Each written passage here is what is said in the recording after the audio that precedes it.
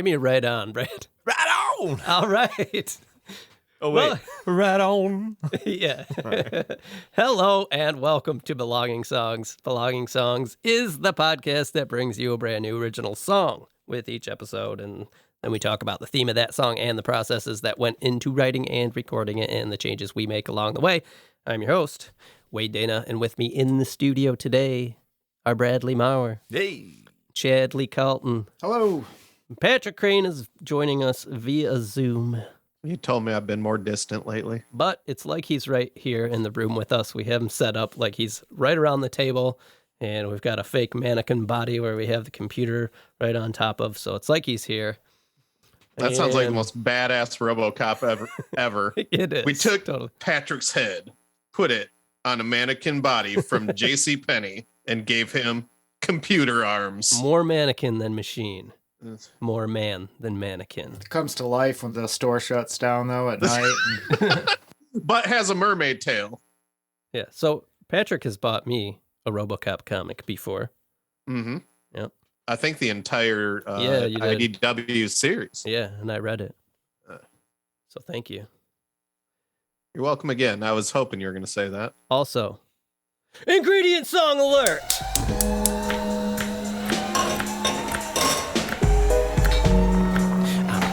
Blazin.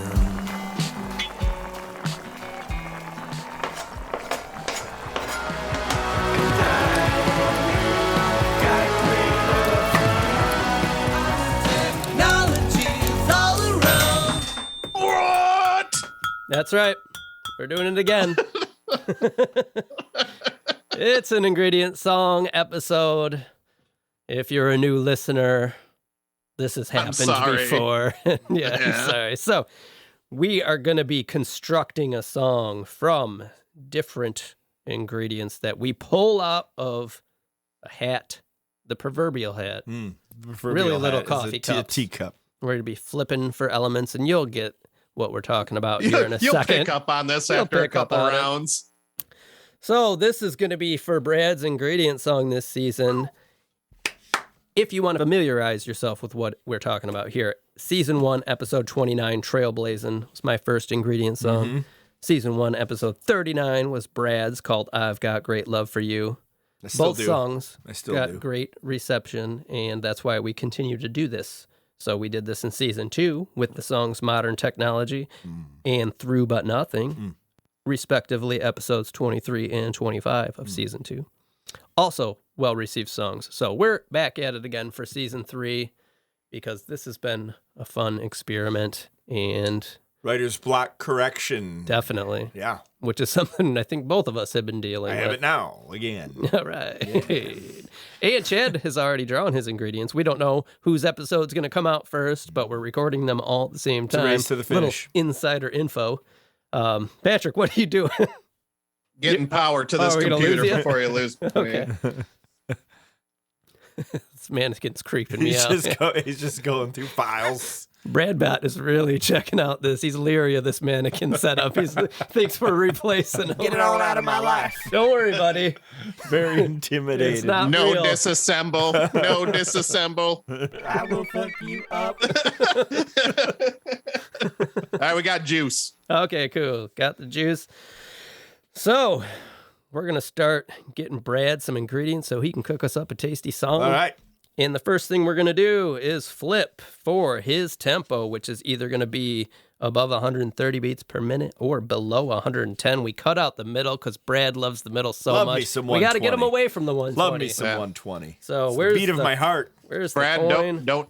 That's you need to get that looked at, bud. It's high. It's high. It's a little high. Skosh too It's a high. little high? I've been checking mine regularly because there's just no reason not to. Yeah. All right, Patrick. Heads is High.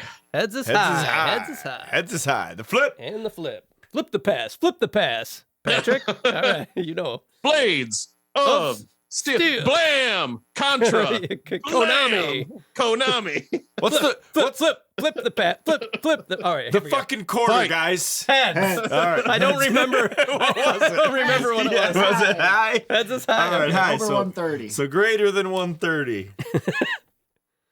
Okay. Next, Chad, flip for us for Brad's happy or positive. So, all right. Let's see. Tails is happy. Tails is happy. And Ooh, happy Tails. let's see. Sad. Ooh, not fast positive. sad. Sad. All right, so I got fast sad. Brad, is it? No, you got sad last year, right? I did. Yeah. He did. But you got slow. I got slow Now sad. fast No guitar. sad. Ooh, yeah. Remember? Oh, yeah. Let's kind of recap. You got last year.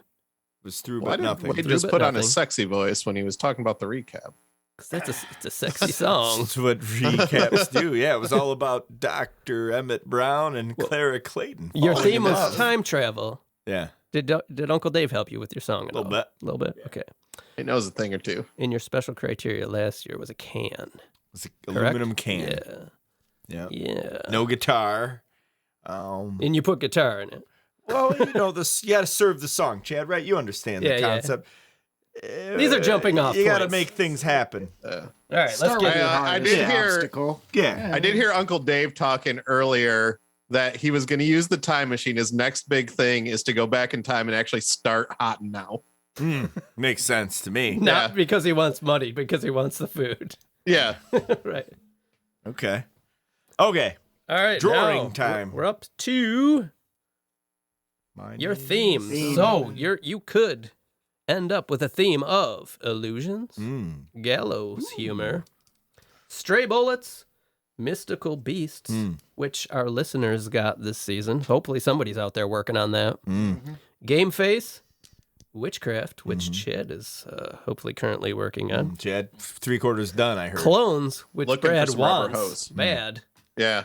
Yeah, I do Because like you pushing and for Patrick have clones. already came up. What was your Pushing for clones. Pushing for Clones Yeah, is the name of the that's song, like you're hoping to get. That song's getting written. So Getting here- written no matter Here's what. an extra challenge. If you don't get clones, why don't you try to steer whatever you do get towards clones? Okay. So, like, the next one could be Park park bench bench, clones. but there could be clones on it, right? Or Oh, two God. park benches. Yeah, exactly.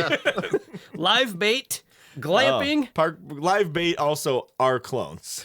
There you go. Yeah. So, yeah. Or burying the lead. Bury the lead. So, Okay. Chad All right. has done the drawing, and what is Brad giving us? Glamping clones. Ooh, glamping. Glamping. So a fast, sad glamping song. Yeah. Piece of cake. What the fuck is going on? Yeah, you know how this is gonna go too.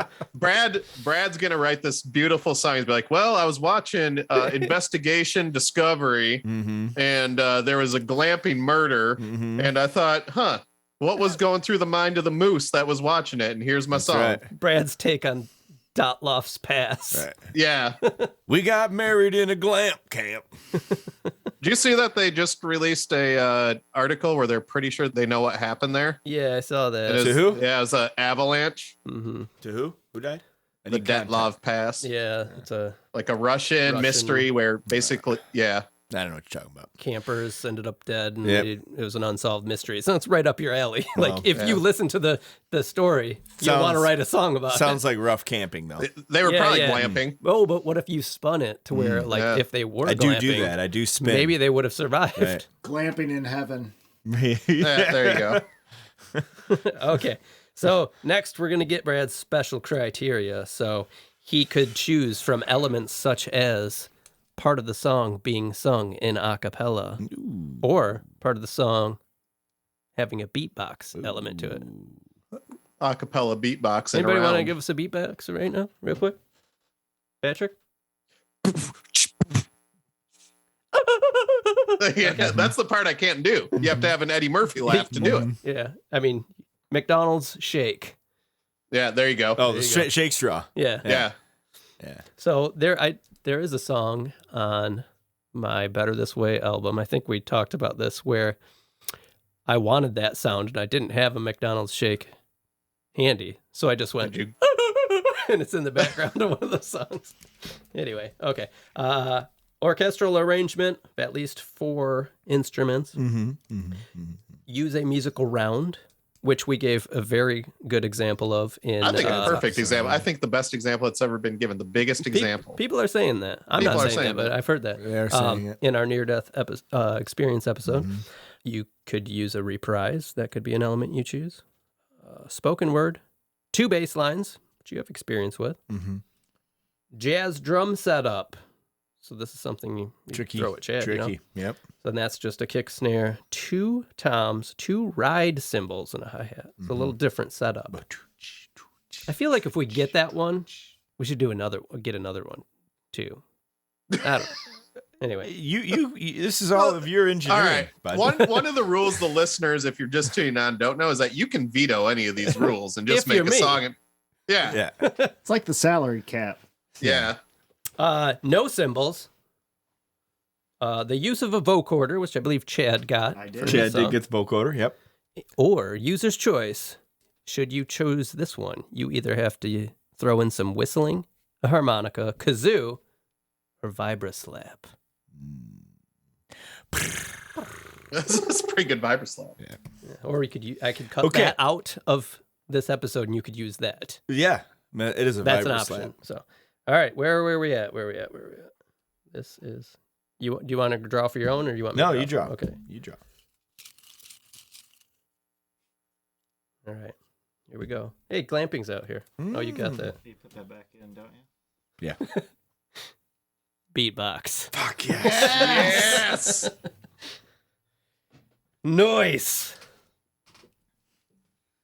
You know what I got is actually looking pretty good now. It is. You got a rubber hose, man. Kill for a rubber hose rather than glamping beatbox. The fuck you write a song about glamping? That just means we'll never get Brad. So No. Is Patrick okay? I know, yeah. I think this might be it. Oh, I was like either in pain or he's laughing about Brad getting beatboxing. No, pain. Little column A, I'm just. Listeners, Patrick's got tiger clawed in the face today and he might not make it through this, but he's soldiering on with us. And Okay, it just comes in like waves. Sorry. Yeah, Keep going. You. it's all right. I feel you. Okay, now Brad's special item, and he could get paper, shoe, chair, pliers, fork, rubber hose, fruit, toothbrush, ice cube. I can't say ice cube without saying it like ice cube. Yeah. O'Shea Jackson. Thank you.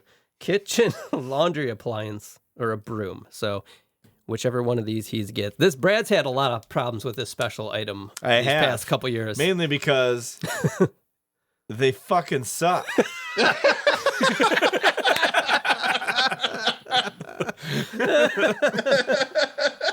The main issue, when it boils down to it. You want to break it down? I mean, they blow. You want to Usually, do a root cause analysis. usually Brad waits till the very end because he can't figure something out. And with the water, you're like, forget, just stupid. And he goes into the bathroom and just turn down the water real quick. And then the second one was the can. You're like, forget it, I just crushed it. And then they both ended up being really cool in your songs, though. Yeah, they did. Yeah, So- the can was pretty cool, so I can't bitch. All right, Chad. Until it gets drawn and I don't like Let's it. see here. Get Brad the item that will be the bane of this song for him. Let's see. Cotton candy grape. I did good with the glamping. I was happy with that one. Pliers. Pliers, see? See what the fuck are we doing here? I didn't even hear you read pliers. Needle nose. Any type channel of, lock? Any What are we type doing of here? pliers, Yeah, I any- think is. Any type. Look at that, Brad. You have options. Yeah. Yeah, least this is you not didn't a get restrictive fruit. exercise. Yeah. You get stuck, I'll help you, buddy. I mean, you could use the pliers on guitar strings. You could use the pliers to shake around. You got all kinds of options. It's all good. Put some finger symbols on. Yeah, we'll be fine. Everything's okay. Not gonna freak out. Anything jumping to mind, Brad? No, this glamping thing. I gotta really study some murders and make Start with them. the Detloff pass. I I think do you'll have find sad, that. so I can stick. Rich. I can cling to sad. I'm good. I'm good with that. Oh yeah. Yeah. I think you're in good shape here. I mean, Fast sad's hard. I mean, sad with beatbox is gonna be tough. Yeah, I didn't even think about that. That's going to be brilliant. I mean, What about hang on? glamorous Let's we can clean this up right fucking now though. Doesn't have to be traditional beatbox. It can be mouth drums of any kind. That's Yeah. what beatbox is. And you can That's affect what it. you mean beatboxing. Yeah, exactly right with your mouth. Yeah. Yeah. You say beatbox, and I'm hip hopping, right? but I can work with You it. have many. Yeah. You need to Tools innovate in and your effects field, bud. At your that count? disposal. I think so, yeah. Okay. I mean, it has to be more than one beat. Well, yeah. Dude's off to a great start. Right? Okay. That sounds like Friday the 13th shit right there. People glamping, getting murdered, or whatever. Yeah, hold on. Let me get some pliers. That's a nail puller, but pretty good. Pretty good. All right. I can make it work. Cool. I think I just convinced myself I can make it work. I think I'm excited. So, all right, Brad's going to get to work on this. We're going to jump to the future, and we'll see you in a bit. We'll listen to this jammer. Set course. To the future!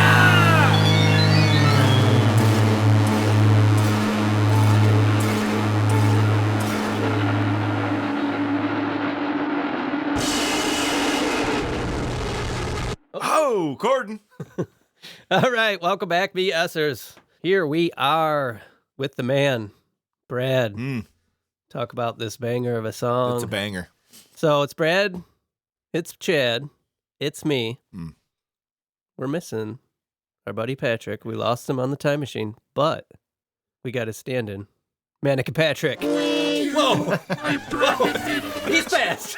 Watch out. Okay. All right, buddy. You just sit down in the corner there, okay? Poor Bradbot's cowered in the corner there. This is from hell. I know he's scary, man. They don't get along. That's accurate. If you have not found out about Mannequin Patrick yet, I can't recall, because of all the time travel, if that was the beginning of this episode or not. If it's not, I can assure you, dear listener, that we will travel in time to the future at some point to hear the origin story of Mannequin Patrick. But just know, Mannequin Patrick is in studio with us now. You've got a bunch of Joes sitting here. And we're talking about Brad's ingredient song.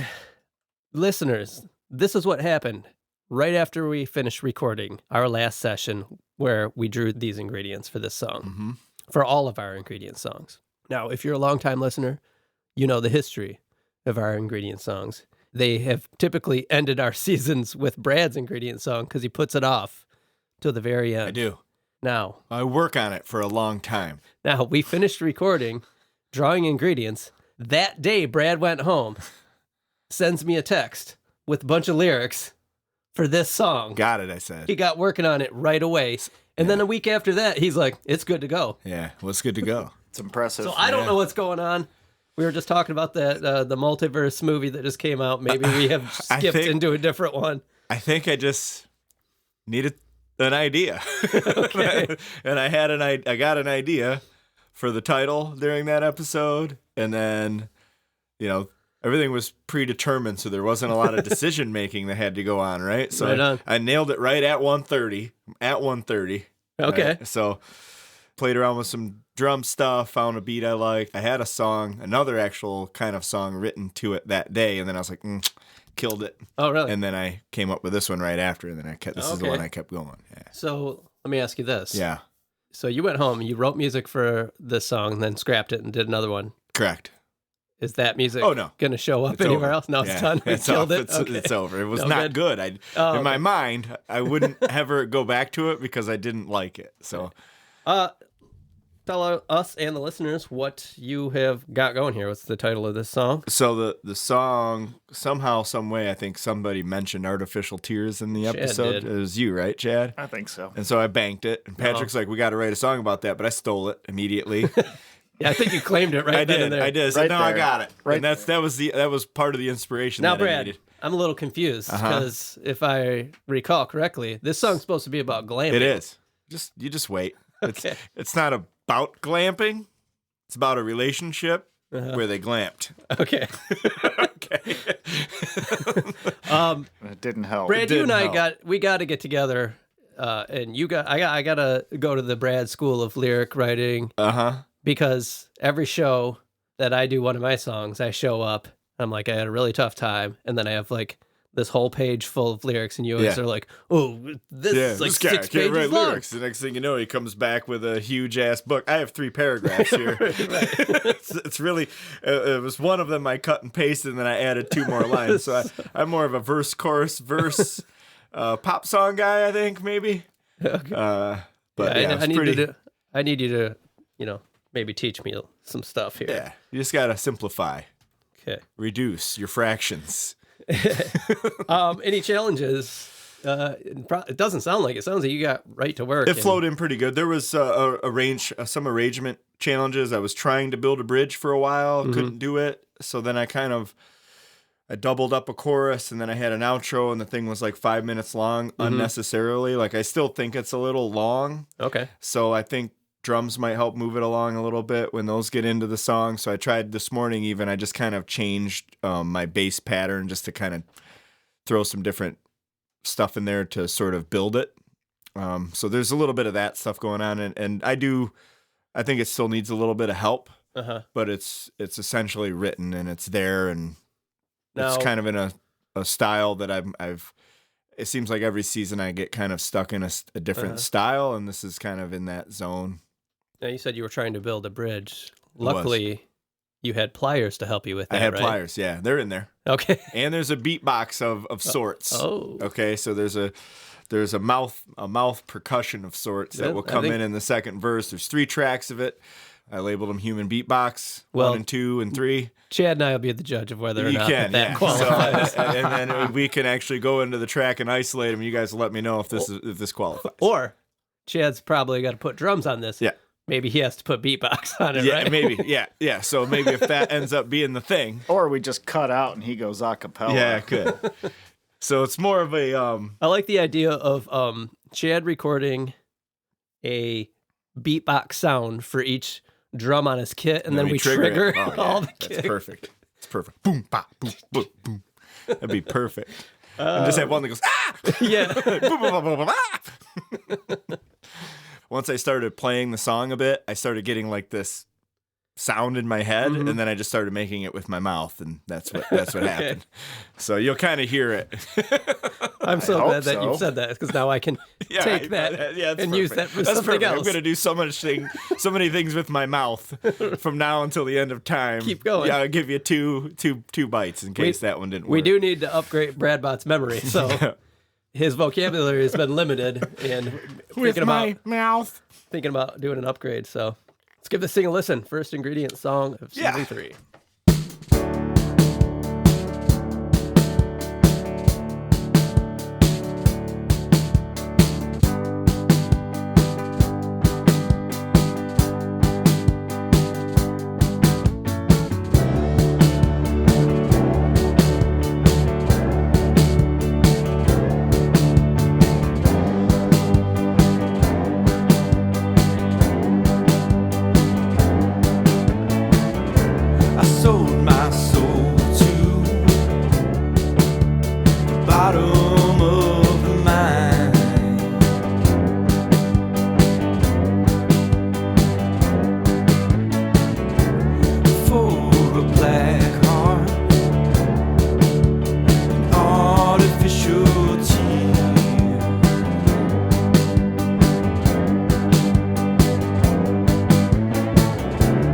Took too long for me.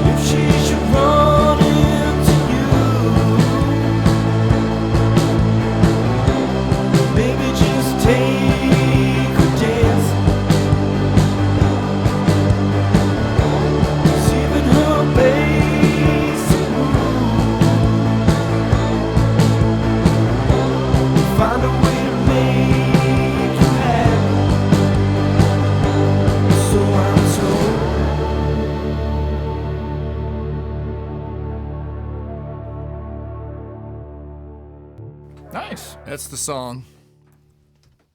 With the pliers part of the rhythm. Yeah. Also in so when I started doing the second verse, there's like these pliers that are tapping in there too, and I kind of reverbed them, and I just kind of. I love this ingredient song exercise that we do because you would never have done never in a million any years. sort of like never would have done beatboxing. that. Yeah, and it's awesome.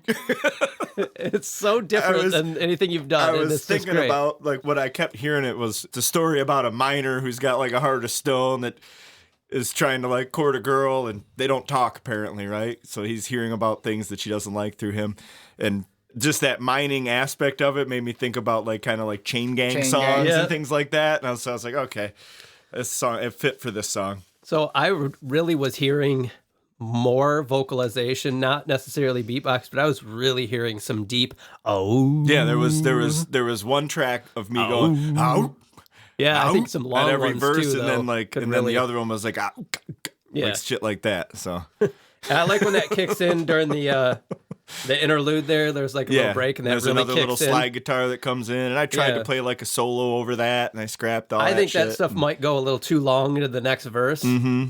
I think it might be good to cut it and then maybe bring it back later. I would agree. Like I said, I'm extremely open. It seems it's real samey, you know, so it drags for me a little bit. I think Chad's gonna. I think that's what that would help. Yeah, I think that's definitely some fills. I admittedly didn't spend a lot of time on it. All I did was kind of move the cymbals around and just open them up and close them. And in one of those open spots, this song is just crying out and begging for a pause. Yeah, it is kind like of a. And then coming back in, with everything. Yeah, that's the kind of stuff I want to play with because it's very just a little redundant. Mm-hmm. You know, I filled it out, and there's a lot of things. I didn't really rough mix it even. I just kind of pulled everything down and made it balanced, if that makes sense. Yeah. Did a little bit of painting on the drums, but I'm not presenting this song and how I think it should sound. So there's a lot of stuff in there. Yeah. So like you said, I didn't get the mining story. You mentioned the mine. Yeah, that's I took that more metaphorical, but that was basically, and it can be that way. That was just kind of where it came from. No, I think that's awesome because it fits like the vibe. Yeah.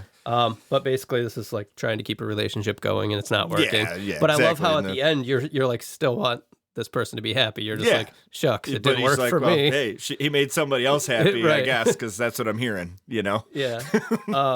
The or so I'm told line was a later on kind of thing where I was like, oh, I'm gonna add that in because it's kind of cool to disconnect. It's supposed to be sad, right? So is that's it part of my quality. I don't know. I was like right off the bat. I know, that was happy sound. But I know, so I was trying to make the lyrics a little. The theme is it's pretty sad, but it's juxtaposed with the whole little kind of fun slide, cowboy.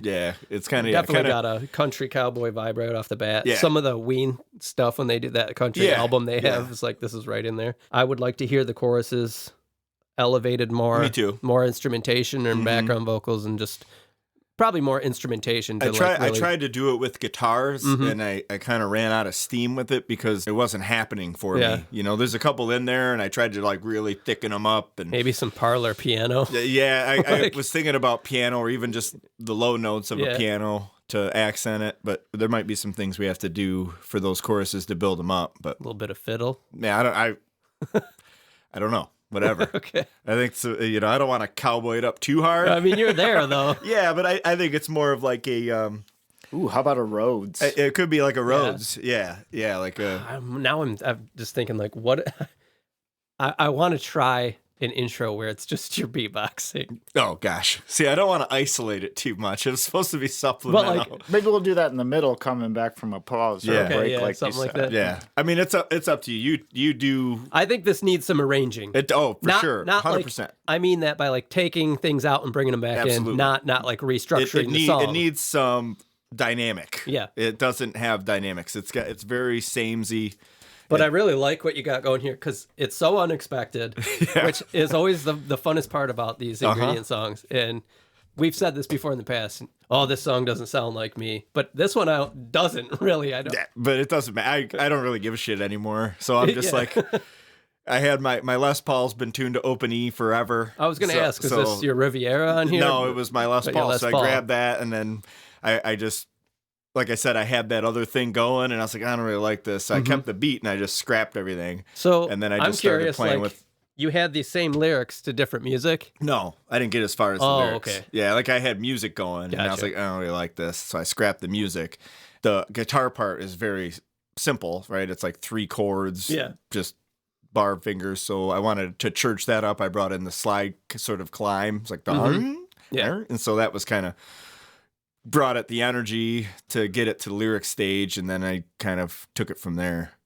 Cool. And I kind of wrote everything else around that part, and the chorus just kind of it could use some plucky guitar, probably like sparkly plucky guitar in some spots. A little something hot, I couldn't get toned right out, so I did try to do some stuff with the Jazz Master because it's a little bit higher register guitar, and I couldn't really get it clean. Telecast, I was kind of thinking like a finger picking thing, kind of at the end of it, you know, not quite banjo-y, but something that might be just like acoustic, maybe acoustic, But just put your creative brain to work on it. And let's talk about what we want to do to move forward. Are you to a point where you do want to hand this over and like just have me like mess with it and then send it back to you? What do you think about this? Yeah, maybe you do something, send it back to me, and that might trigger something else in me to do it.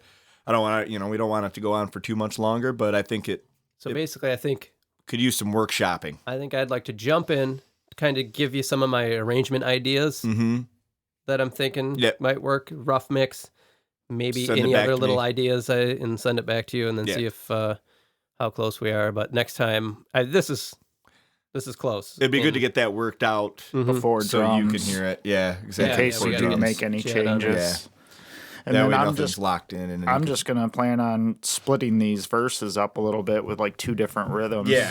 Just to diversify. That's kind of what I was thinking too, because like you have like the climbing vocal on the 3rd line. It kind of needs to be more building, and then the whole sort of last chorus could use a lot more energy and some drive. And some drive. And I tried a couple times to sing it differently and try to bring energy that way. It didn't really work for me. It just sounded wrong. I feel like a lot of snare work. I had some rolls in it. But I that's kind of what I put in. Was just some sort of just snare rolls. But you say you want to kind of build like some building snare stuff up into the chorus. Yeah. Like could be really effective and cool. You're a drummer, I'm not, so that's definitely wide open territory for you. Yeah, and I'll definitely try to complement. Yeah, we should try the rhythmic stuff that have you did here too, Brad. Oh yeah. I'd like to be like if you do your maybe throw an arrangement on it, send it back to me. That might cue up 1 or 2 more things I might want to do with it, with a guitar or a keyboard or something. And then keyboards might even be able to even wait till after Chad gets done, and then they can be a kind of a bells and whistles thing that follow your prompts. As long as your arrangement's done. Yeah, I'm excited to hear this come together. You're gonna be excited to hear isolated tracks. Oh yeah, what for you're sure. Excited to do. I think doing it right when you get back. I think Bradbot is gonna be too. There's me giving 0 fucks on this thing in the background, just going all kinds of weird shit going on. There's a lot of Bradbot in there. Yeah, The weirdest one I think probably, and like my wife, Amanda didn't say anything when I was up there going, oh. So I don't know if she heard it or not. She loves you. Oh, I'm sure Shannon will appreciate what I'm mixing it to. And she's upstairs. You'll have them cranking. The big speakers. Like, what is that? Awesome. I'm excited. Yeah, and I'll hopefully get. I'd like for you to send this to Patrick, so that when we do come back, maybe we'll get his thoughts right at the beginning of our... just load that up into the Dropbox and he can... We're going to jump to the future right now and get to work on this, but then when we come back, hopefully we'll have Patrick and he can give us his thoughts before we jump into the revisions. Right on. So, I figured you'd be surprised by I didn't know what to do with my mouth. Yeah, no, but it's so cool. It adds like this... It's good. It's this flavor that is not in any of your other songs. There. No. That's what makes it go fast. It's because it's not like... It's like, oh, this is...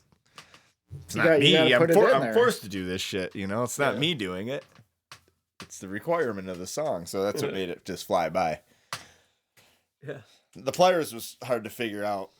Yeah, I didn't pick up on those. They're in there real faintly, and then I affected them, so they actually have guitar distortion on them. I probably should have mentioned that, but they have distortion on them. Yeah, so it's just me going. It kind of sounds like almost another kind of small snare in the back where it just goes. it almost sounded kind of like a hi-hat. Yeah, actually, I changed it because I did do it originally. I did it as a, and then I kind of went with the rhythm like with them, so it kind of changes. Almost. Yeah, kind of like a spoons. Yeah. So Soundgarden will write a song about me. No, they won't. Well, they would have. Set course. To the future!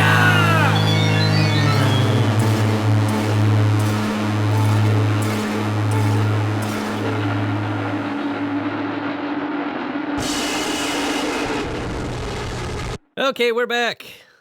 Back in the studio to talk about Brad's song, Artificial Tears. This is actually an impromptu recording session. We came over here to the studio today to record drums to this song, but before Brad came over, he sent a text to Chad and I of a new version of this song. Mm-hmm.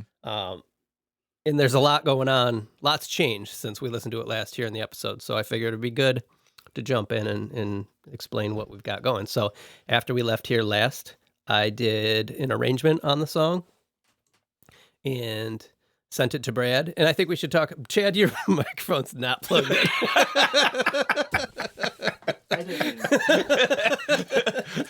Let's remedy that. Chad was real quiet, man. Revisit. Let's invite Chad and not plug his mic in. What a dick move. I didn't plug it in because I was setting up his his special stand there. Down. I just figured you did. No, it's my fault. It's not just used to walking in and stuff set up. You could still hear me. Yeah, a little bit. It's because usually Chad brings his own stand, and then I had to get that other one out. That's funny though. And your microphone is not plugged in. I didn't even look down. I didn't notice it either. Okay, Chad, let's see. Is That's it a good working? intro. Got better? Yeah, we Got it? Yeah. Yep. Okay. That's a big difference.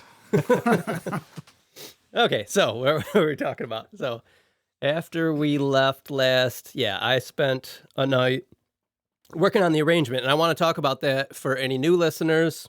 I know we've touched on it in the past, but there's different stages of making a song, and Brad did the initial demo, and then we decided we want to kind of work on the arrangement. And what that means is kind of playing with the structure of the song.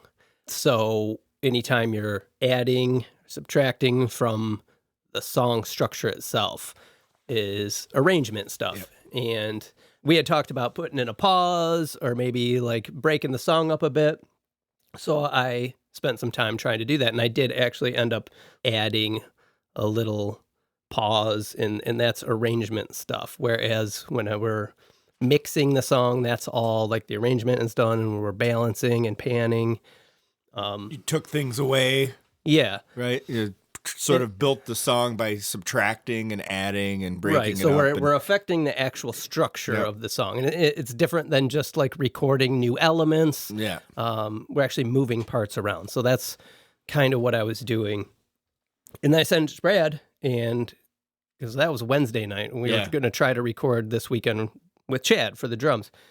And Brad listened to it and then said, this isn't where I want it yet. So what I told you is I like it, but it inspired a couple of different ideas for me. Yeah. So I was like, well, let's hang on a minute. Let me go through it before we say this is the version Chad's going to put drums on. Right. Yeah, so I kind of wanted to hit pause and go, that was a good step. Yep. Because it got the song moving again in my mind. So, and like we've said before, the arrangement is super important before we bring Chad in, because once we lay his tracks down, we're locked into that, So 70% of the time, and I don't think it's necessarily a bad thing, is there's another step after this. Where after I put my drums, you guys might want to change some of your absolutely. Say, that guitar track doesn't fit Chad's drums. Chad really tried to stick some of the bass out. Let's or hit some accents so or something like that. Too. I'm actually guessing it's going to on this one. I'm sure it will. We're going to listen to both versions. We're going to listen to the thing that I did, and then we're going to talk about that a little bit, and we'll hear what it inspired in him, and then we'll listen to his, and then we'll talk about that, and then we're hopefully going to decide on drums, that'll be a whole nother revisit. Yeah, that's so later. Right now we're going to touch on this stuff. So this is sort of the evolution. This is part 2 of the evolution, right? So. Yeah. So we're going to listen now to the arrangement that I did on the version of the song that we listened to last. So Brad had his hard drive here. I grabbed the files. After he left here the last time we recorded, I jumped into it, and this is what I did.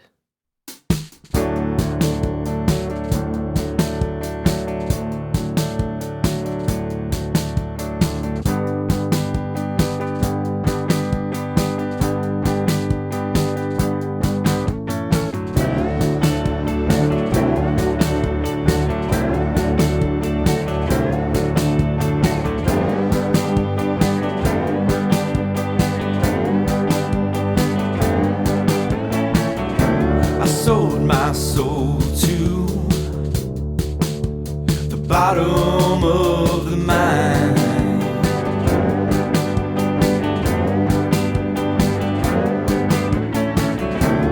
for a black heart,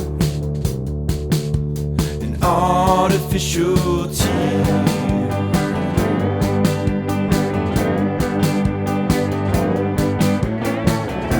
It took too long for me to find my way.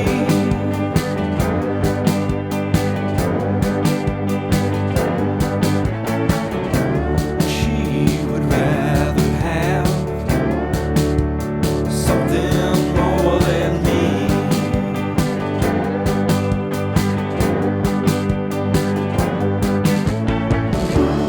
Done all I could do. Took a fancy camera, but even my best moves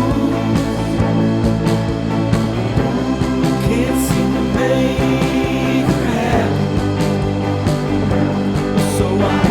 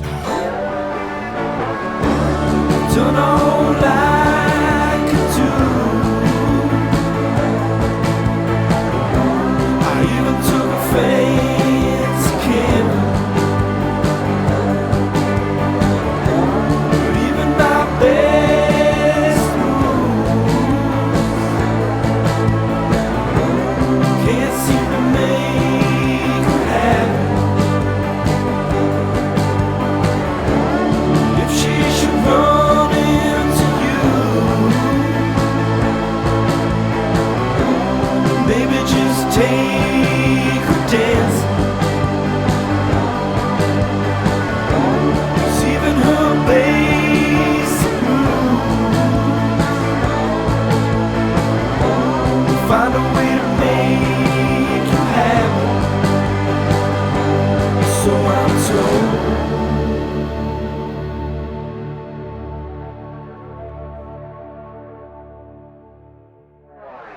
Okay. I did a lot of addition by subtraction with that because your comments, even Brad, from your original demo were like, it's not where I want it because it's very samey throughout the whole part. So I did a lot of taking elements away to give definition to parts as the song progressed. And the only thing I added was that breakdown there before the last chorus. Yeah, which and was you brought that sort of, I don't know, ripping lead guitar back that I had labeled solo. Wasn't in the verse, like I had it muted, I think. Oh, did you? I gave it to you, yeah. Okay. So you brought that back in. Yeah, that second verse guitar. I didn't like... Okay. Yeah. Yep. But it was a lot of muting things in certain parts to give the song a more defined structure feeling. And there was a couple little copy and paste jobs I did in those beginning verse 1 breakdowns where I took those slide guitars and stuff out. When I took them out, I needed a note to like resolve what was going on. So that was like a copy and paste from the very end of the song that I used to create that. I like that. I do that nowadays too, where if I don't exactly have it figured out, I'll just do a lot of that global edit stuff and just pull stuff around, and then you can hear it. It's kind of like even if you plan on re-recording it, you can at least get an idea of what's going on. I did that after you got done with it and you did this. I was like, actually today I was like, okay, what did he kind of have? And I kind of did some rearranging and stuff. Why don't you walk us through like your reaction to this and your thought process? I thought it was great. There was, you could tell it was kind of cut and pasted. Your intention wasn't for it to be done. It was just, hey, here's an idea of how this could go, is kind of how I took it. And when I heard it, I was like, oh, genius move. Like I never thought to just drop everything out of the first verse and then slowly build things in. And then, so where I took it was actually ended up being more dynamic through building, where every time something else comes in, there's another element that comes into the song. Kind of progressively because I really bigger. didn't like the samey of it. It's not even like it was too strummy. It was just the same thing.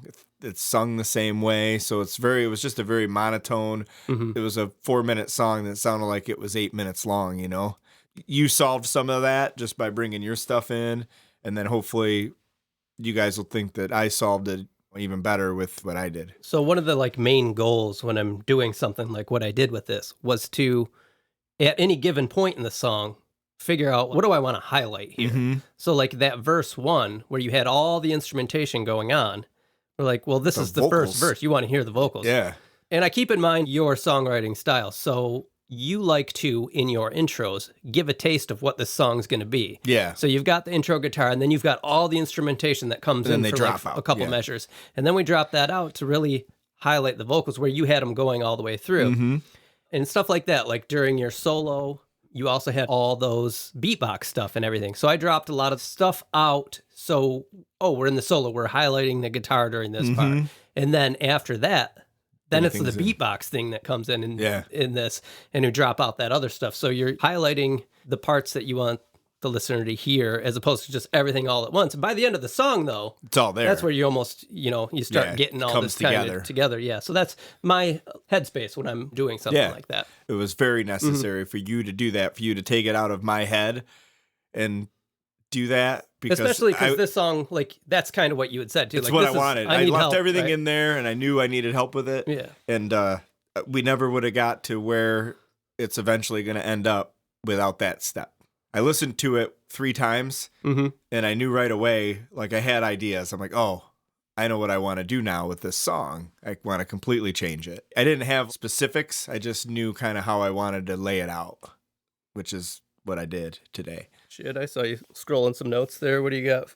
Those are really more notes for me. Oh, okay. This was the version that I listened to. This was the one in Brad's folder, right? Yeah. The Dropbox, yeah. Because you guys didn't send it to me, so.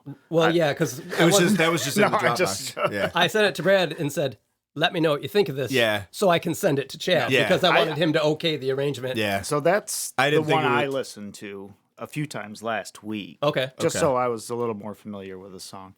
I thought it sounded good, the changes you made. I loved the rhythm guitar solos you did in the second verse. I actually already have stuff that I want to do for that and a few other things, really. So, well, I killed it. The reason we're podcasting today is because I sent it to him. Yeah. And I wanted to get his approval before sending it to you just for that reason. Yeah. And he ended up saying, it's not ready yet. Yeah. Like, I'm going to do stuff. So then Brad sent a new version today, and that's why I was like, well, we're podcasting because it's completely he basically re-recorded the song. I didn't re-record it. I took a lot out and put a lot of new stuff in instead of it. Yeah, so it's probably a good segue to jump into this one.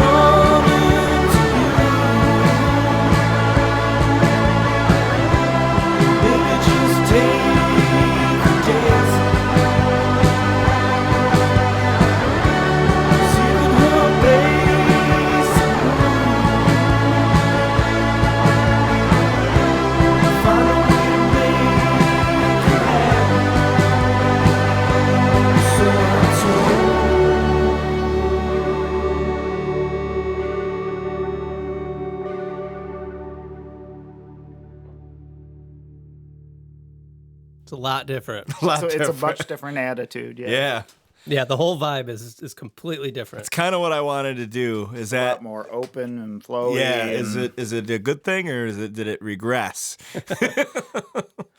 I want to get your thought process before I get into my thoughts on it. So I'm curious as to like your original idea versus like this. It's like a whole different vibe. Yeah, I think I wanted it to go back to a vibe that sounds a little bit more like something I do. Mm-hmm. And so that was part of it. I think it sounds a little more me. All I did was I just replaced the main part with different part. Right. You know, before it was the chords, the single finger bar chords on the open E, and then I changed it to that chorusy sort of lead guitar part. Almost synthy. Yeah, almost a little synthy, and I kind of liked that. I did it by accident, really. I sat down and I had an idea of what I wanted to do, and then I sat down and I had like chorus on or something, and I hit it. I was like, oh, that's a sound for this song. And then I played around and I came up with the melody part first, and then I came up with the chords to go over that and just kind of built it from there. So I like it better myself, but whatever you think is up to you guys. But I just think it needed to get back to sort of what I do. And then it also, the tone of the song matches the vocals now a little bit better than it did. I don't remember. What was your drawing? Were you a happy or sad song? It was sad. Oh, okay. Yeah. And so that was part of it too. I was like, I need to get it back to a little more sad. It definitely is more of that. A little more somber. Not that it's like it's just sad. It's very minor, right? I took everything very minor and just played off of that part a little bit more than the original did. With the slide, a slide kind of is sad, happy, right? Depending on how you play it, but. How do you feel having listened to the other one and had gathered ideas for that? Well, I don't know which one you want me to work on.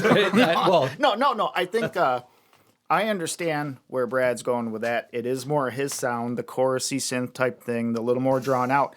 I did like that in some spots because I was planning on bringing drums down. I've never been a big fan of the and 2/4 rhythm. I like switching that to bass drum, and it makes it darker a little bit. It'll Will you drive explain that more. just for listeners? Do a little. Yeah, most of the snare work on that song was done on the and of 1 to the next beat, So you say and then 1 skip and till 2 3 and 3. That gives and, that. Yeah.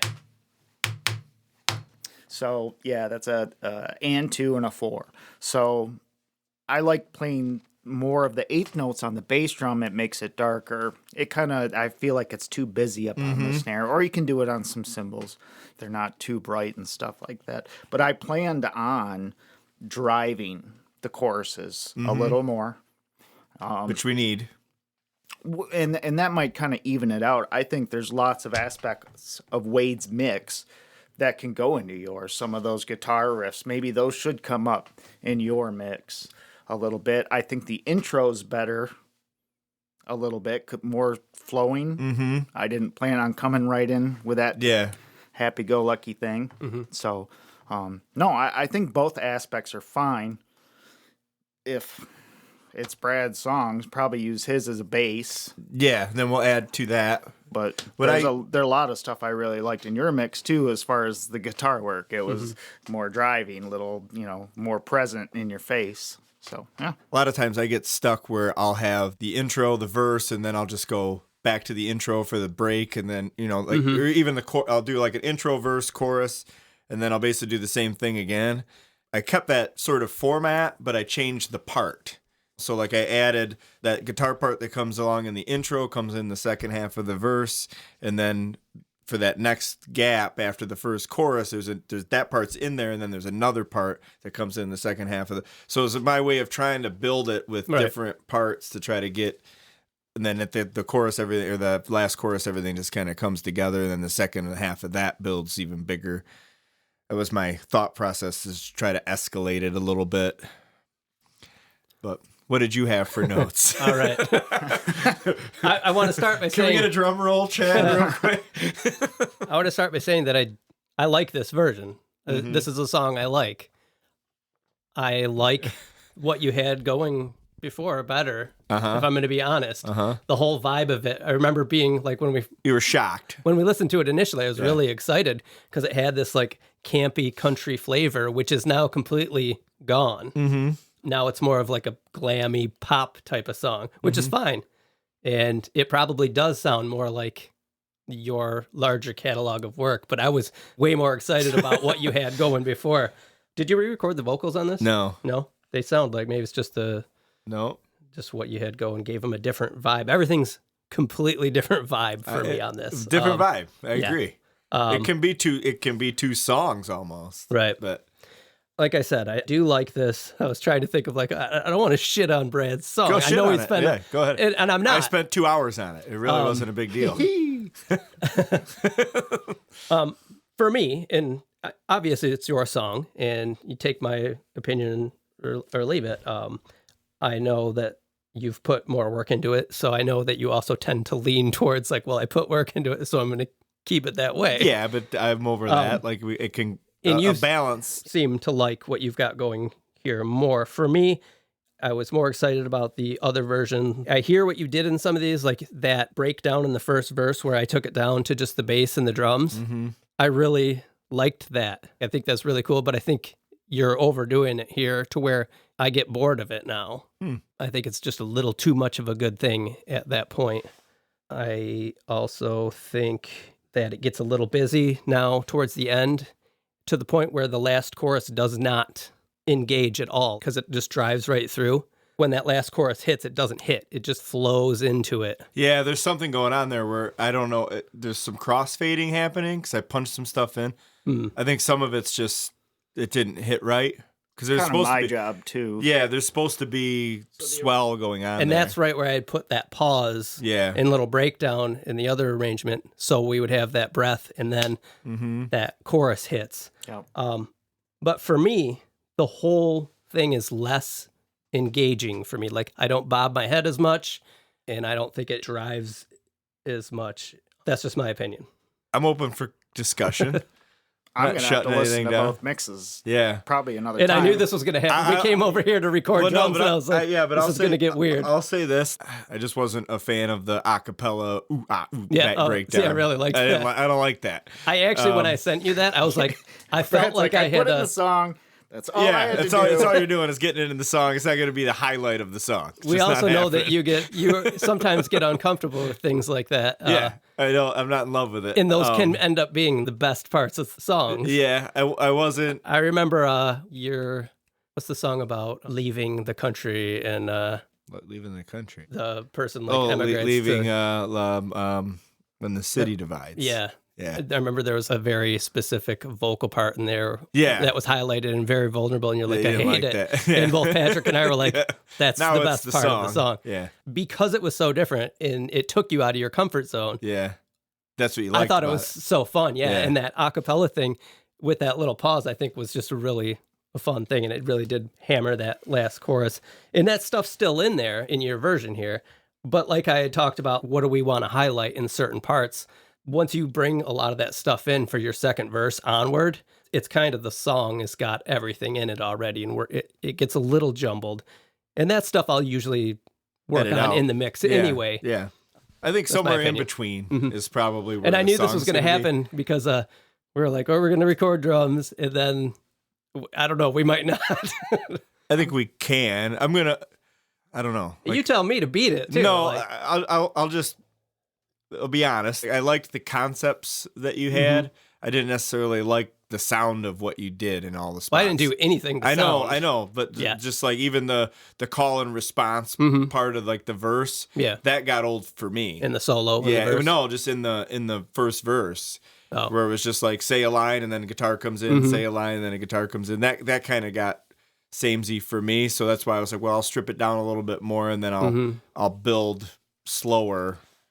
And that seemed to work better for I guess for my ear, I guess, as Patrick would say. Yeah. And I want to let the listeners know, like, I know on our last recording of this, we're like, we'll get Patrick's take and he'll give us his thoughts when we come back. Well, we're still going to do that. He's just we didn't plan on do this. I know he's busy this weekend. So once we get done recording tonight, I'm going to send him all this stuff so he can listen to all the versions of this song too.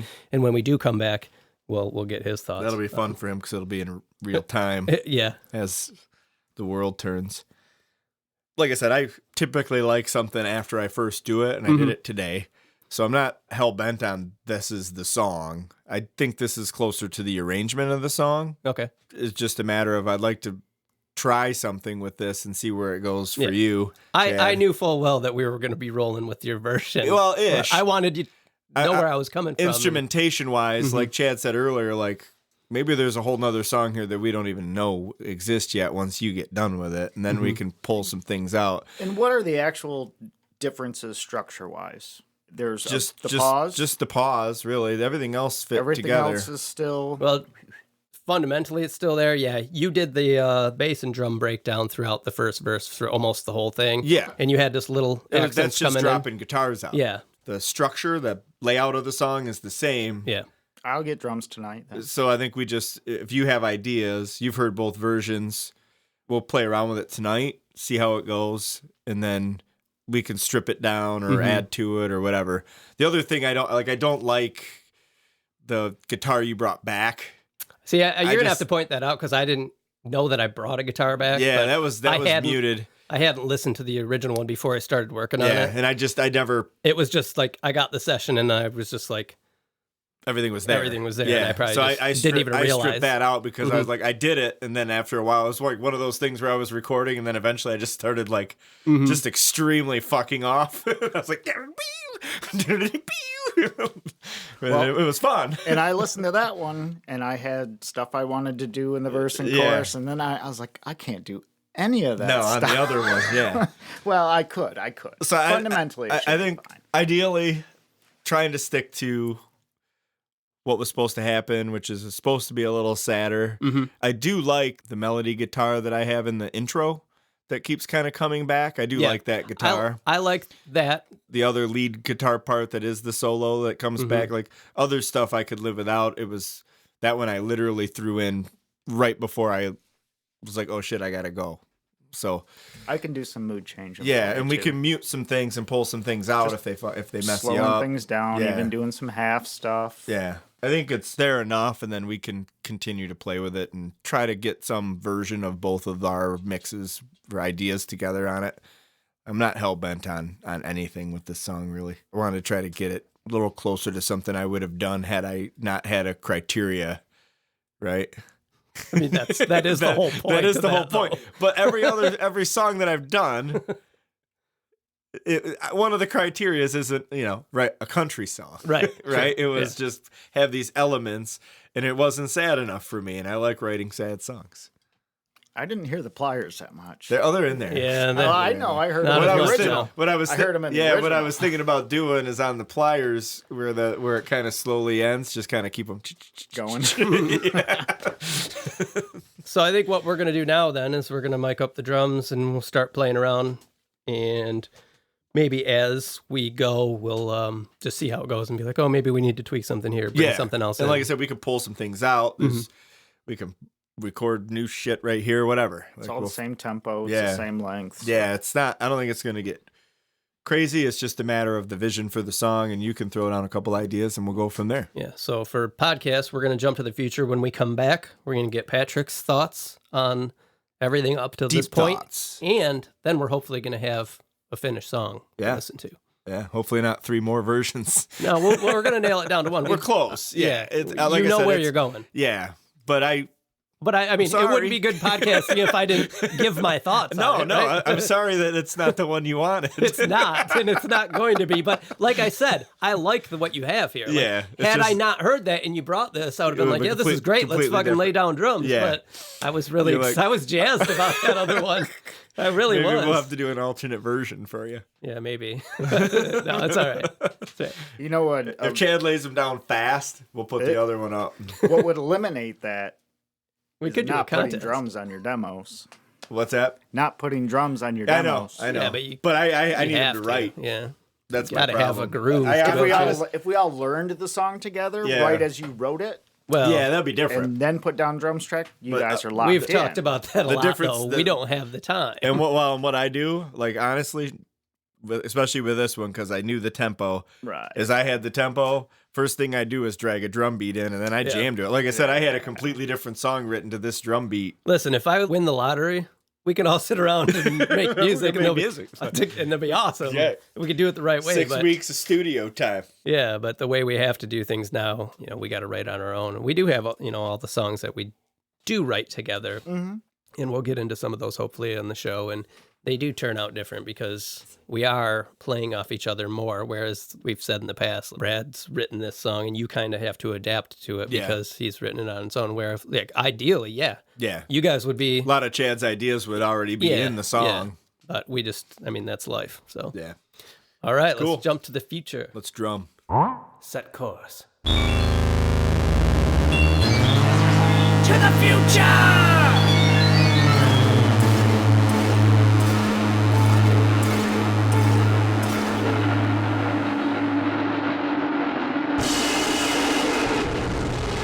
And we're back. Jeez. We have picked up Patrick along the way. We've dropped Chad off through our travels in time and space. Let me tell you about what happened to me these last couple sessions. So I'm on my way here 2 weeks ago. Well, I think it was 4 weeks ago now. And I get a call from Dave. And he's got... I didn't know he knew how to use a phone. Well, landline. He had to find a payphone. Yeah. Okay.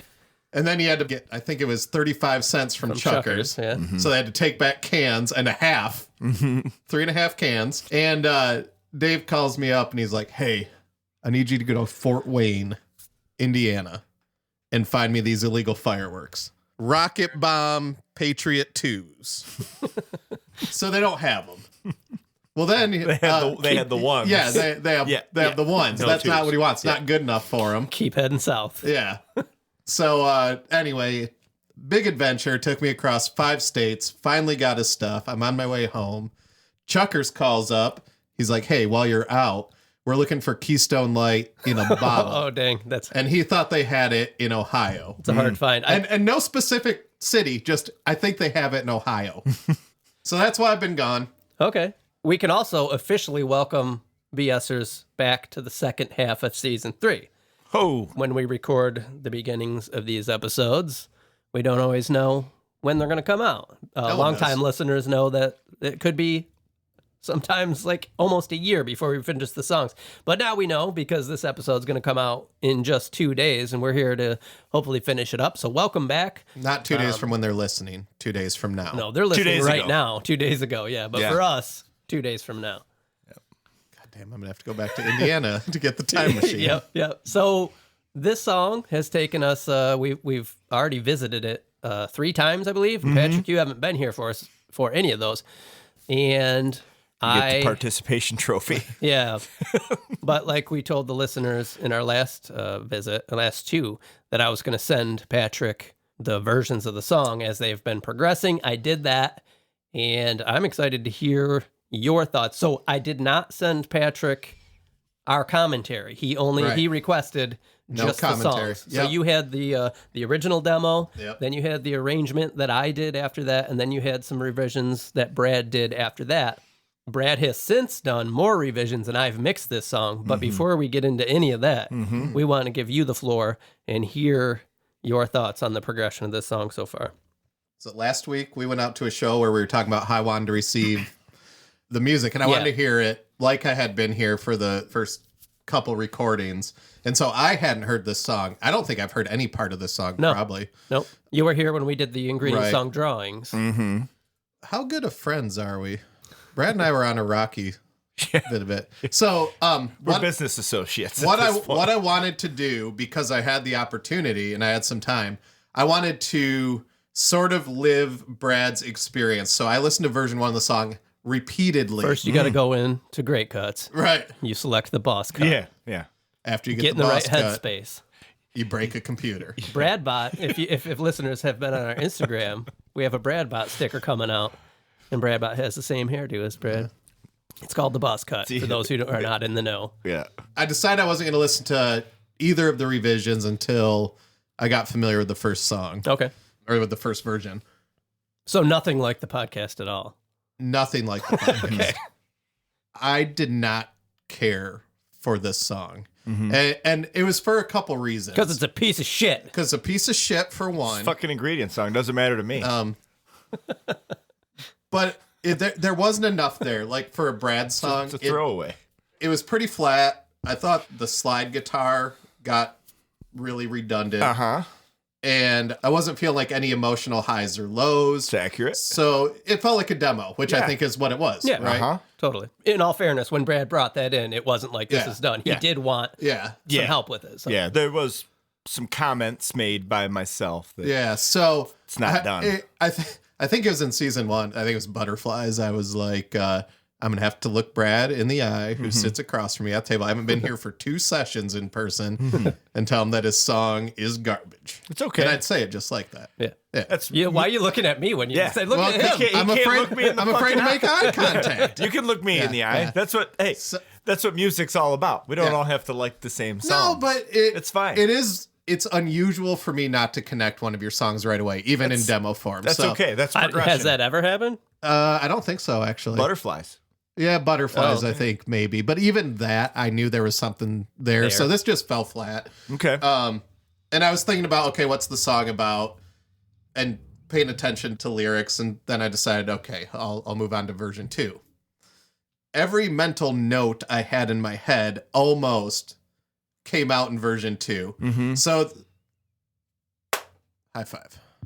Was version 2 the one you ended up not liking? No, that was the arrangement I did. Oh, okay. So that sucked. So version 2 had a couple things that I still had notes on, but the solo I really liked. And the thing that I'll probably get some shit from you guys for liking, I liked the Matthew McConaughey ohms that are there. Loved them. And then the transition out of that. There's a quick stutter note or a quick pause. I created that pause and then kind of had those go through there. Loved that. So that started to light up. There was still the slide guitar wasn't working. Is there keyboard added on? I don't think at that point there was. Not on that one. Yep. That still was a little monotonous to me, but the song felt filled out. It had emotional highs and lows. It seemed to fit. So I don't know if you want me to go in what I think the song's about. Sure. What I got is this guy's working his ass off. He's maybe literally in the mine trying to please this girl, and she's just not reciprocating. And you could basically change the song to, what the fuck? I think doing everything I can for you. Yeah. That's the gist. Yeah. And because it's called Artificial Tears, I assumed it's a robot girlfriend. This is from Brad Bott's point of view. Right. Yeah. The song. There's a couple. That's the pliers. Yeah. A couple small things. They didn't make the cut, did they? Sorry, go ahead. You guys want to have a podcast? No. Yeah. We were having a little side chat, weren't you? Yeah, we were looking for the pliers. We just got so used to you not being here. Got something you want to share with the class? Anyway, sorry, go ahead. So, there was a couple things I didn't like. I think it's more mixed stuff. So there's a ride cymbal in there that I think is too pronounced. Version 2 was still artificial addictive drums. Yeah. The concept, for your benefit, was I had a song that I knew was flat, had parts, gave it to Wade, said, hey, he mentioned it needs just basic arrangement. I said, well, yeah, do what you hear and send it back. That was the genesis of that, but I ended up taking his version, and re-recording it and trying to make it better for version 3. Right away, version 2 clicks. It's okay. This is what I expect from Brad to write. This is kind of the experience I want to have with the subject matter of the song. But there's still a few things missing, I thought, which fast forward to version 3, the intro I really like because you take that slide guitar now. It's got some tremolo with some chorus, I think. Do I have to talk into the microphone? I haven't done this in a while. Apparently I need to talk into the microphone. I'm worried about this too because you keep hitting it. Yeah. Makes noise. Go ahead and just tuck that up here. Just do put that up here. There you go. That Over here, works, just slide it in that little crevice. Thanks, better. bud. Thanks, No bud. touchy, no You touchy. guys are still helpful. You can flail around more. We got to roll a gaffer tape too if we need it. That's huge. Whole roll. Okay, so the arrangement that I did clicked better, and now you move on to version 3, which was my on version that. of trying to wreck it again, wasn't it? Well, that was the chorusy lead guitar part and all that. Was that Brad? version Don't 3? steal my thunder. My big hot take is I don't like version 3 because I think it flattened it out again. This I don't think I've ever experienced on this podcast. It felt overly produced, took the wind out of the sails. there's too much. I agree with everything. You guys aren't hurting my feelings. I hope that's clear. No, you didn't agree because Patrick is 100% in step with me you. On yes, this journey. I didn't. No, but listen, I didn't agree as we went along, but ultimately where we're going in this podcast, I completely agree with everything that has happened. A lot of your comments are exactly what I told Brad. I feel like we kind of went backwards with this. Yep. Why the fuck am I even here? Because you're reaffirming what I said, and that's the most important thing on this podcast. To make Wade feel good. You're confirming what the song needed, which isn't always what I wanted to hear, especially when you kind of labored over it again. It's way too much. Yes. So I was talking about that ride cymbal. So when the tremolo and the chorus comes in, there's this weird sonic clash. He was also doing some really weird panning stuff on that was kind of distracting. I don't like the solo as much because it's just too smooth. I said he went from almost a fun, campy Western type feel to like a synth pop feel. I'm trying to think if I have any other notes from that transition. They're pretty generic, just that I felt like it lost it again. But there's some elements I want to stay in there. Like, I really like that intro. I think the tremolo belongs in places, but was overused a little bit to where it gets clashy. I love the solo in version 2. I'd like to see that, something reflecting that feel a little bit more. My favorite part, the ohms get buried. They're still there, but they're buried. Brad, we were having an issue with Brad being really self-conscious about those. I love them. I did too. So what I think I'm looking for is like version 2.5, like a couple compromises between the two. But let me tell you, back when we did Whyte Spydrz song, season 1, I had the same experience with that, whereas it was cool to spend so much time listening to the different versions instead of, you listen to version 1 a few times, listen to version 2 once, maybe twice on the podcast. So I had a chance to get intimate with this song to where I could notice the little nuances and pick them out. So highly recommend. In retrospect, I completely agree with, again, everything you've said, which is what Wade said all along. And I think ultimately the song ends up in a version 2.75. Before you go, and let's tell. So we came over here to record the drums with Chad, and Brad had sent me that version 3, ahead of time on his way over. And I was like, well, we got a podcast on this because it's completely different. Right. And so we talked about that, and I think we ended up kind of where you're at. At the end of the night after talking to it, we're like, well, it's going to probably be more of a melding of these two ideas. Yeah. And then we sat down with Chad and really spent a lot of time, more than usual, like producing this song, like figuring out more of the structure with Chad in kind of shaping how we wanted the drums to go to help this song flow a little better. Right. In that and build. Way that kind of marries the two ideas. Yeah. Yeah. Is the bass also you in this? Yeah, I did want to comment on the bass too. I really like the bass in version 3 particularly.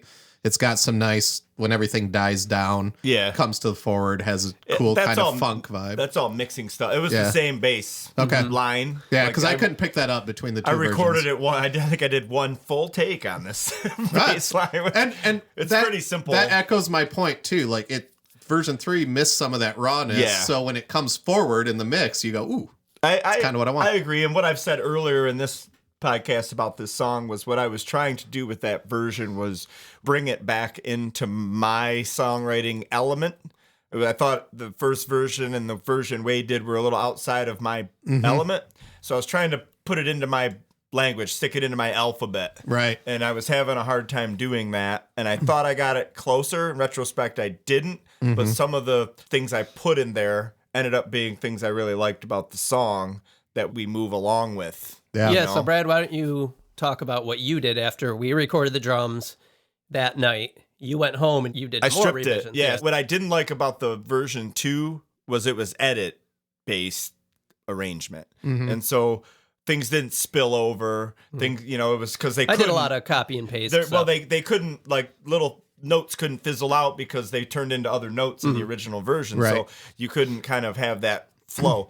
And so I grabbed his idea and I said, okay, I'm going to kind of just redo these parts with that idea. And I did it simpler and it worked a lot better, like a ton better. And at that time we had already arranged the drums with Chad and I was playing along to his drums, which kind of go like up and down. Which we really were mindful of that when we were in the room with Chad doing that. We're like, no, we want to keep we're gonna come down for when we're singing the line, right? Yeah. And then when the line's not sung and there's that little one measure gap, we're gonna bring the drums up a little bit. Yeah. And so and that's when the slide guitars come back in. And so the part that I pulled away originally and kind of made too flat in the verse, we brought that ride back and I basically redid every guitar. And then I really had a hard time deciding whether or not I wanted the distortion guitar in it at all or not. So I redid that a couple times. I redid basically every guitar I redid in the style that kind of Whyte arranged it. And then I kept the melody, the lead part that I liked, that I brought back in the second part of the verses. That part kept getting in my head. What I didn't keep was that campy guitar solo. I had a hard time with it because I know, and it could be just my issue, because I was basically just fucking around, right? Like I was just like, but you did put playing the guitar. I love that you're fucking around would be like my 500th take. But I was just like, but it felt like so cheesy to me that it was like almost you couldn't keep it. You did put another lead guitar in there. I did, to kind of fulfill that element. So I think we should probably listen to this now. This is Brad's final round of revisions, and then he sent it to me, and then I mixed it. Have you heard a drums version yet then? No. Oh, wow. Yeah, you're in for a treat. Because I tell you what, Kid played some badass drums on this song. And I mean, I think I touched on it, but like the ride cymbal you had in there is just too much. I mean, it wasn't. What I've started doing now with the artificial drums is just mapping. Yeah. Before I used to actually spend some time, that, because I would actually kind of tweak them. But now that we know Chad's doing them, I don't even bother. We have an analog Chad. You don't want to waste all that time. Get it to the point I need it to where we can bring it to him, and then I can. Before we listen to this, one thing I did like, I think you had like brushes on one of the drum sets, or no? Maybe I don't, because I really liked how that sounded. There was that pattern had like some real dull snare stuff. Okay, I don't know if it that's was. Probably what I don't know if it was drums. It was just like a couple of pickup, like real subtle notes. Ghost notes. Yeah. Neat. I mixed this yesterday. This was just a one-day mix. I sent it to Brad. He kind of gave it a thumbs up. We have a couple things to talk about, but this is it. And which again, that's my issue. I think what we need to talk about. So I'm excited for Patrick to hear this now with drums. Me too. And mixed and kind of revised. Even the version prior with Wade's version, or the version I did mixed together with drums, was That's ton another better. thing Chad played great. We need to clarify, and I tried to clarify this earlier in this episode. We had talked about the difference between arranging and mixing, and all the stuff we've talked about prior has been arrangement issues. And I was editing some of the podcasts that we had talked about earlier when you had brought your revisions in version 3. I think Chad was mentioning, I like your mix better, this part, and like this mix, and like that's not, it's confusing for people. So that was arrangement stuff, not mix stuff. We were saving the mixing. I think we need to be more careful when we're talking about the songs, at what stage we're in. Yeah. When we do these, I try to translate an idea that sometimes I want to play with, or you to hear in the mix, like what I would like to do. Sometimes that's panning stuff, and you'll keep some, you'll ditch some, but ultimately, like, you're the expert on that stuff, so it works out best. So all the moving of the parts and muting and stuff, that was all arrangement. Now we're going to listen to now it's a mix. And the drums, by the way, I'll comment after, but they sound awesome. Yeah, it was fun to do. Yeah. So let's listen to this.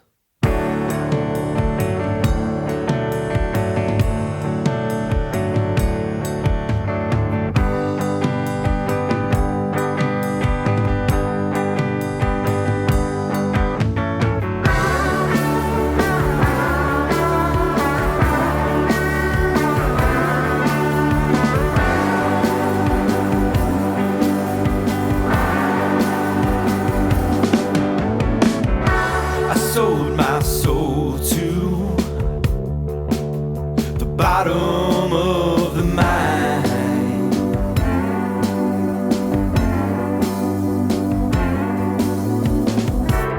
for a black heart,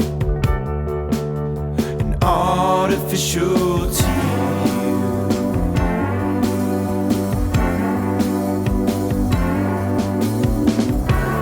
took too long for me to find my way.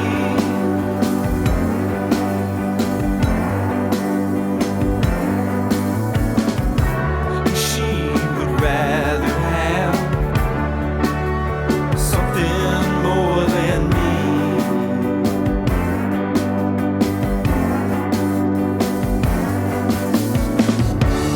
Done all I could do. I even took a fancy camping. Even my best move can't seem to make her happy. So I'm told.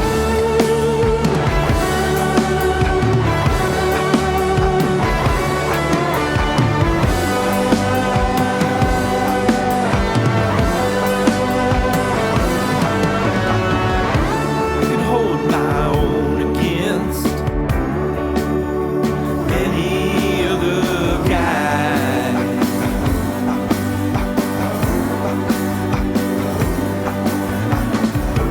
Until the day comes when they say what I need to hear.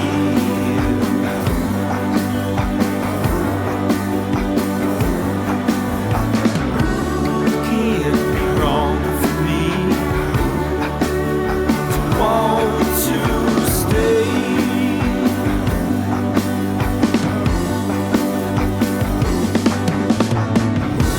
She will never spend another day with me.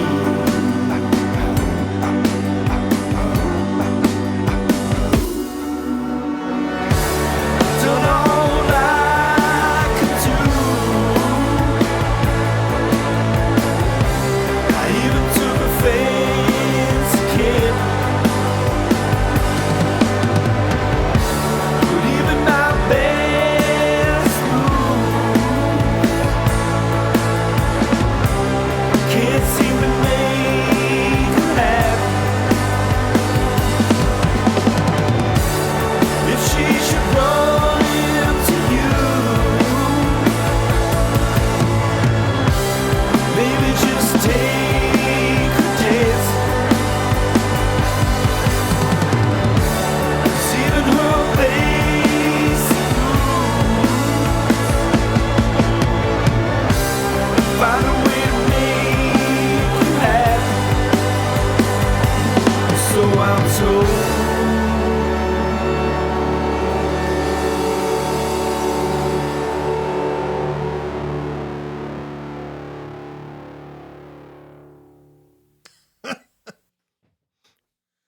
Best song about sex robots I've ever heard.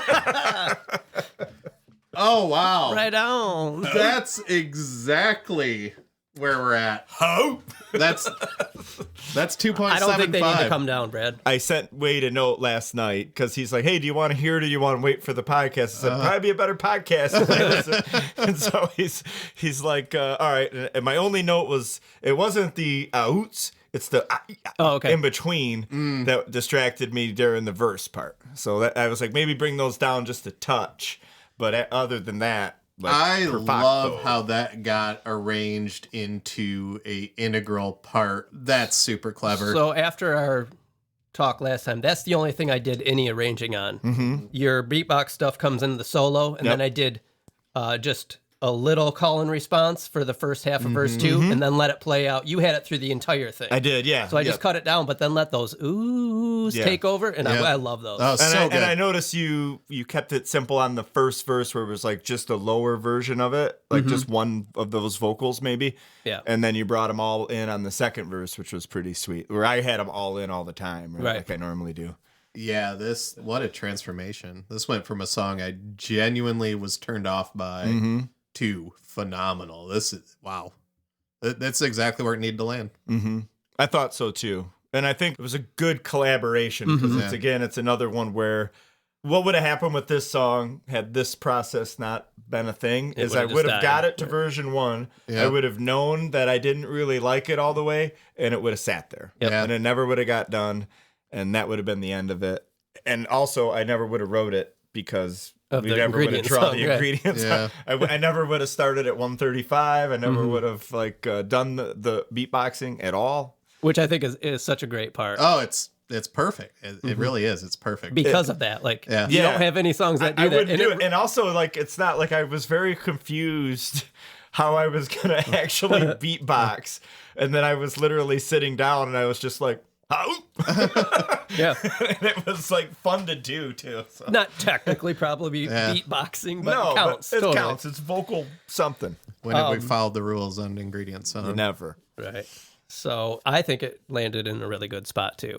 Yeah, it's exactly where it needs to be. You don't miss the other guitar solo? I do. I mean, really, that's my only mildly negative comment. But I think that solo was such a tone shift. Like that's what I was. It wouldn't have worked in this mix. I'll admit that. That's where I ended up with it because after Wade mentioned it was in your head. But this, right? But this song isn't the showpiece for your solo skills anyway. No, it acts as a bridge, which a solo does. Yeah, and I like that. I asked Wade last night too. I said, like, what'd you do with the vocals? Because I don't remember them being as good as they sound. They sound good. That was the other thing. Is the chorus drawn out at all, or is it just mixed differently? Because it sounded like you were extending out a few words. It might just be how the song flows, but it sounded better. The only thing I did more confident to the vocals was tune them a little bit. Yeah, which is always required. But he also said he turned them up. Yeah. Where I was going with that was, this is a vocal story song. Yeah. It's not a musical check out my chops song. It's a story, and I think that helps that part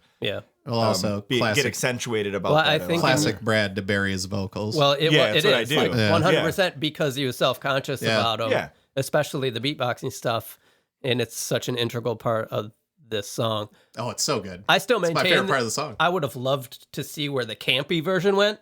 Yeah. But I love this version. I think it landed where it needed to for you to be happy. I'm certainly happy with that. I think the drums are amazing. I think we're doing a really good job of dialing in the sounds. At the end the sounds. I want to spend 2 seconds on that real quick because one, we talked about the arranging and the playing, and Chad did, I think, 7 or 8 takes, and they were all really good. But the last 2, like, we were sitting in here and we were like, it's over. Don't bother anymore. Like, we got what we need. It's awesome. We put the pause in. We really need to talk about that. So the transitions from the verses into the choruses were a real problem for me. In this song. Yeah. They just weren't hitting hard enough. I don't know why. I think maybe because of how you come in with the vocals a beat later than when the chorus hits. It was just kind of flowing into it instead of having a nice hard hit. So that was one of the last things we did. It was like it was the last 2 takes. 2 takes. Yeah, we're like, Chad went outside, and Brad and I were in here kind of like, what can we do here? And we had talked about early on, like, this song needs a pause. We were doing some editing on the fly here. Chad was outside. We were like chopping up the drum take he just did in the song, and we just like took everything out of that one little pause, muted 4 beats, muted it, and just let it play. And it was like really stark and choppy, but it gave you the effect of like, okay, that's like a nice little reset, and then the chorus really kicks in, because that wasn't working up to then. No, and then, I think it is that beat. That's why, like, I originally started doing the distorted guitar in the chorus. Is it was supposed to just be like beef it up, drive it. Yeah. Like that first note was supposed to be huge, and it never hit. Well, that's what I was saying. That's a much better way to describe it. Is it just felt too smooth? There was no edge. Everything was rounded. It couldn't. Yeah. You don't feel like Wade always says is like you should all of a sudden be like. You build to that point, and you're like, yes. Yeah. Like the part where everybody puts their hands up in the crowd. It's a release, or you get nothing in that. You get the attention back. Right. As soon as we did that edit on screen while Chad was outside, like, that's it. You could hear it in your head, even though it sounded like shit. You get that chills moment. You were like, oh, that's it. Okay, that's it. And then Chad did that. He took care of that part and got the pauses in. One of them, he was trying to kind of do something through, and we just stopped playing for that second and just come back in. And he did. And then when I took it home, I was still having a hard time with just the pause, because I was like, well, maybe is it too short? Maybe it should be longer. So I tried that. I was like, no, it's not longer. So then I did the builds. Those swells. Where I just did the swells where we just boom. And then that worked a ton for me. And I think hopefully you liked it because it stayed in. Where I started this conversation was the sound of the drums. The snare drum sounds awesome on this song. So we were using a new mic. Yep. The toms sound awesome on this song. The toms bass drum sounds are awesome incredible. on this song. What I really like is you get these couple of, when he's playing up on the bell, you get these couple subtle little rings too that my ear picks right up on, and it gives one more element to contrast to this droning slide guitar. Yep. And then you get these little rings that come through that instead of clashing, which the electronic drums did. Yeah. You get this complementary changes in pitch. Yeah. I really like his cymbal work. It's taken us, since Chad joined the podcast and has been doing songs with us, it's taken us until this song really to where I'm feeling like we're starting to really dial in the drum technique and recording technique. And we've got the microphones that we found that work where the best, where they go. The setup time is down to about a half hour. Yeah, and which used to be like 2 hours. I think that new microphone for the snare was a big help. The snare sound is awesome. Yeah, and that's I'm learning dynamic drums from this podcast. Like that's part of the band I always ignore. Fun. I mean, it's like the butt of the jokes, right? Yeah. Like, no one pays attention to the drummer. Like such a huge difference. Yeah, but that whole process, just having him do that and us kind of knowing what we wanted the sound to sound like, even though it didn't sound like, I think is going to get us to a place where Chad wants us to be, which is have a demo that's more and come in and just ready. do the drums and then write the song, right? Which I think is what I want to try to do with like my next song. Is not flesh it out completely, just have the idea so down, you can play off guitar, vocals. He comes in, and then we build the song after. And then Don't come with another turd. But then we can. What it will allow us to do is it's more like what we did on this song, where we write the song in that room that day together. Versus just coming up with stuff on the fly. Right. You know, I think that would be fun to try one. Yep. So back to those choruses, we put that pause in, and then when I was mixing, I noticed I still felt like I was having that same problem with the first chorus. And one of the last things I did was just take like the very last cymbal hit of the song and copy and paste it, reversed it, put it before that first chorus. Yeah. But then I added like this tremolo thing where it builds up. Yeah. And it's really subtle, but it does do something to where it distracts enough to where you're like, oh, something's coming. Yep. And then it hits. You mentioned that I might not like that. And I probably wouldn't even have picked it up. Specifically, if you didn't mention it, I did pick up the fact that the chorus hits better on the first verse. You feel it more than you hear it. Exactly, yeah. I would have attributed that to something you did otherwise if you didn't do that anyway. So that was a good move on your part. Well played, Wade Dana. Boom. There's only one other thing I'd like to mention on this if we want to get a little technical. The pliers. Yeah. Forced. You had 3 effects on the pliers track before. Because I didn't like pliers. One was a guitar amp simulator. The other one was a sub filter, which I didn't have. And I went to get, and it apparently is not a thing anymore. Oh, really? So I don't even know. That's the software that's infected Brad's computers for all these years. It's a classic. It's by Brainworks sub filter, and they don't apparently make it anymore. And then you also had the sci-fi thing from Flanger or Air, yeah. And I left those, the 2 that were there. But the weird thing that was happening, and I still don't know how it happened, because I don't feel like it sounded like this before.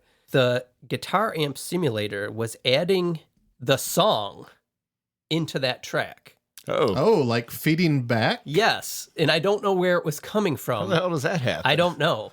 So I thought originally, I was like, well, I must have another track routed to this. Like I had all the beatbox stuff sent to an auxiliary stereo I don't have track. the talent to do that, so it wouldn't. And I was like, what is going on here? Because the pliers was like, click, click, click, click, and it was affected. But it turned into this like keyboard pad with that guitar amp simulator happening, and it was the guitar playing behind it, and it made this kind of droning pad that went along with the song. And I was like, I don't know what's going on here.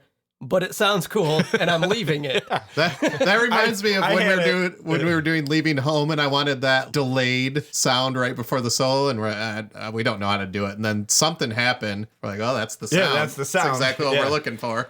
Originally, the concept for me in the pliers, this is why there's an amp on there, is I was like, well, I'm just going to make these things sound like I'm smacking a garbage can lid, right? Like you could have done that. Garbage can lid with pliers. I could have. I don't have the metal garbage can lid. So I was plying, I guess, right? Pliering into the microphone. I think it's pliering. Yeah, I was pliering. Yeah. So, hey, Marvin, you know that sound you're looking for? So you turn that amplifier simulator off, and you hear the pliers clicking. Yeah. And then you turn it on, and there's the guitar. But it's more like a drone-y, like a sine wave, like a keyboard pad. That's cool. And I don't know how it happened, and I was just like, I'm not touching it. It's cool. It sounds cool. Bob Ross calls those happy accidents. Yeah, so I left that through the whole end of that song, and it just adds another like pad element underneath the whole song. And the cool thing is that because it's the guitar, it's playing along. Yeah. But it's still doing this weird pulsing kind of effect. And it just added a little more cool. To the end of the song. Yeah. Yeah. So the pliers are in there. Oh, yeah, they're in there. Fuck yeah. So, yeah, I think I'm happy with the song, Brad. I'm happy with it. Patrick landed where... Way happy. I think it landed. It was good. It was a good group effort. Definitely was. So another successful ingredient song experiment. These are super fun. I have the music written for mine, and I'm still struggling with lyrics, but I have some ideas. I thought you were like a lyric machine lately. You had a breakthrough. I have nothing. Sending text messages about how he's. Oh yeah, we're gonna record lyrics on a song, but it was not the ingredient song. So glad to be back to kick off the second half of season 3 here. Next week, this song, Artificial Tears, will get released to all streaming platforms. You can always go and listen to it in the meantime on our website, belongingsongs.com. Send us a message, bs@belongingsongs.com, or fill out the forums page on the website. Check out our Instagram. Check out our Facebook. The week after next, we'll be coming back at you with an instrumental episode called I Like to Eat Fingernails. Tasty. And then the following week, a new song by me called Red Carpet. So stay tuned for those things. As always, thanks so much for listening. Anything else either of you dudes want to say? We're going to go play some tennis after this recording session, so pretty jazzed about that. Yeah, Brad's afraid I have new shoes. Yeah. I'm going to be so good. I'm afraid. I mean, I'd do something to counter that dampener on your racket. Oh, I got you one. Oh, nice. Don't worry about it. Yeah, we're getting covered. It's a scorekeeper. Nice. Yeah, it's sweet. They got that tech now? Wade had this bent racket that he was beating me with. So I don't but turns out he could beat me with a normal racket too. So. Oh, man. All right. Maybe the two of you can. We're going to go be hot tennis chicks. All right, BSers, thanks for tuning in, and we'll see you next time.